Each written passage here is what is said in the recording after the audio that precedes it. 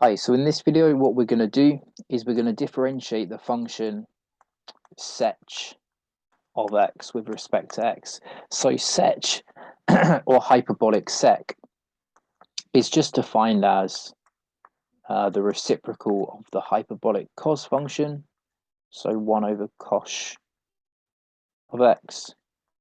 So similarly, just to how sec in normal trigonometry, sec is defined as 1 over cos. So sech, hyperbolic sec, is defined as 1 over hyperbolic sec.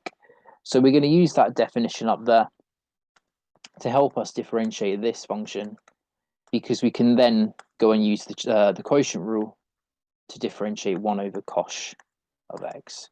And that's what we're going to do. So we're going to use the quotient rule. So our quotient rule tells us that when we differentiate the quotient of two functions f and g, where g is non-zero, we're going to get the result of the derivative of f times by g, subtract the derivative of g times by f, all divided by the function g squared. So that's our quotient rule. And so we're just going to plug in f and g for these corresponding functions in the fraction we've got here. So we can see that f is going to be 1. So let's call f 1. And let's call g the denominator. So in this case, cosh down there. So that's going to be cosh. And when we differentiate the number 1 with respect to x, the differentiating constant gets you 0, so that would be 0. And differentiating the hyperbolic cos function, so we know from previous videos that when we do that, we actually get a hyperbolic sine. So that's going to be hyperbolic sine in there. And the g squared on the bottom over there, well, that's just the cosh squared. So cosh, hyperbolic cos squared of x. Okay, great. So now we can plug in our information into the formula to work out the derivative of sech. So we know that the derivative of sech with respect to x is going to be, so f dash times g, well, f dash is just 0. So that must mean that this is 0 up there. So we're going to start with a 0, then a minus sign, then g dash times by f. So g dash is sinh, or hyperbolic sine, and the f is just 1.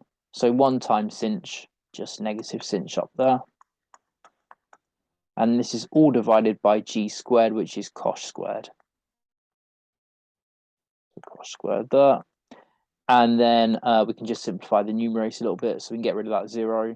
It's just negative hyperbolic sine over the square of hyperbolic cos. Okay, great. So now we can actually just do a bit of simplification, because we know that negative sine, or sinh, sorry, hyperbolic sine, over cosh squared. So if we just split out the two coshes on the bottom, so this is going to be negative hyperbolic sine over hyperbolic cos multiplied by 1 over hyperbolic cos. But we know by definition from the previous videos that we did that hyperbolic tan is defined as, or can be written as, I should say, so can be written as hyperbolic sine